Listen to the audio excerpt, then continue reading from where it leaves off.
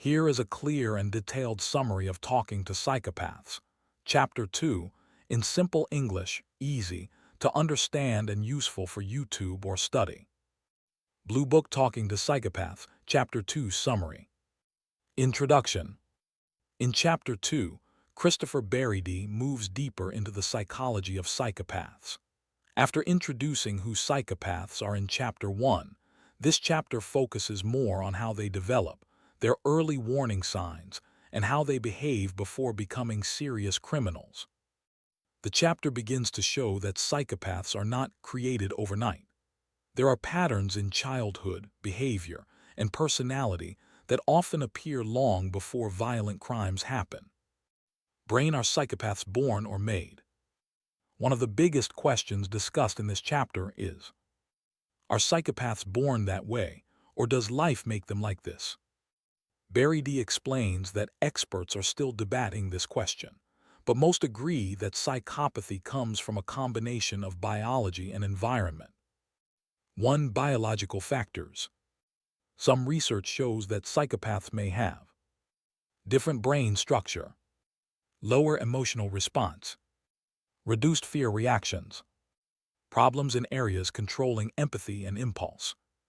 This means their brain may not process emotions the same way normal people do.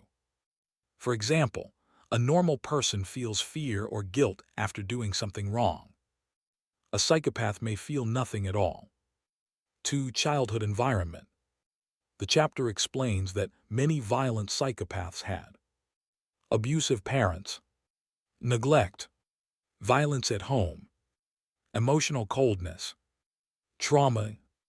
However, Berry also makes something very important clear. Backhand index pointing, right? Not every abused child becomes a psychopath. Many people face trauma but grow into kind, empathetic adults, so childhood alone does not create a psychopath. Triangular flag: early warning signs in childhood. Chapter 2 talks about disturbing behaviors that often appear in psychopathic individuals during childhood. Some common warning signs include cruelty to animals, setting fires, bullying other children, lying constantly, no guilt after hurting someone, manipulating parents or teachers.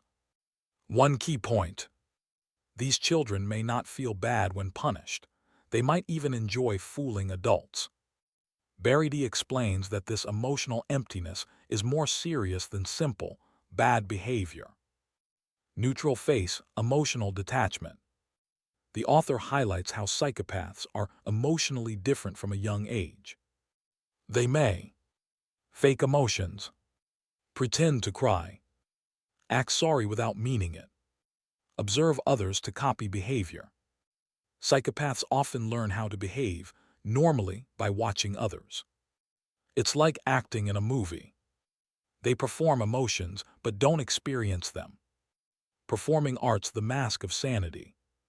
This chapter introduces an important concept, often linked with psychopathy. The mask of sanity. Psychopaths can look polite, smart, attractive, confident, calm.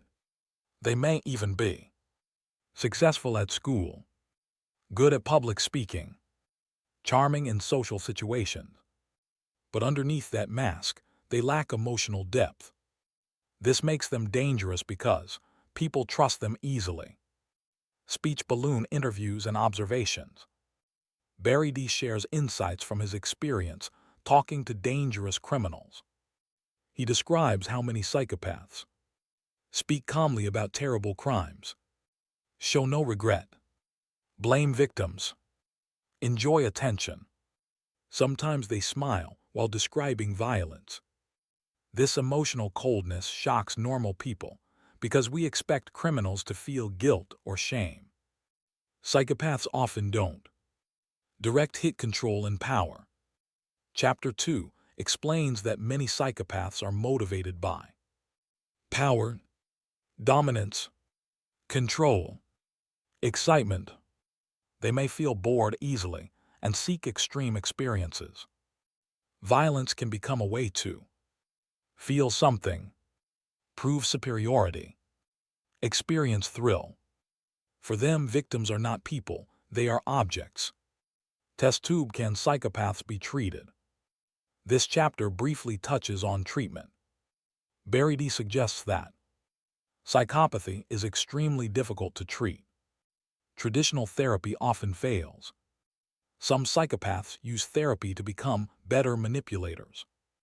Instead of changing, they may learn how to fake emotions better, how to manipulate more effectively. This makes rehabilitation very challenging. Warning: why understanding early signs matters. The author stresses the importance of recognizing early warning signs. If society identifies behavioral problems early, provides psychological support, monitors extreme behavior, it may reduce future harm. But ignoring warning signs can allow dangerous personalities to develop unchecked. Key takeaways from Chapter 2. Psychopathy may be caused by both biology and environment.